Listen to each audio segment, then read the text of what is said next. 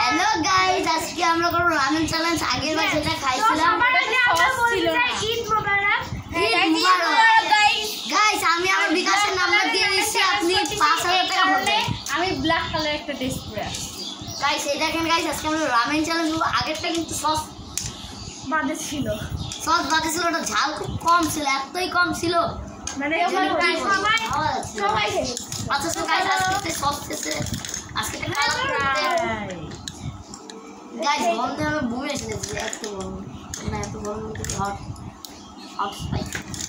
Ramen খাওয়ার সময় বাচ্চাদের নাগালে পানি রাখতে হয়। আরে মাথা ঢুকাই দিলে জদি বাহ, আমি তো কিছুই পাচ্ছি রুয়াতে চোর পড়ে আসছে।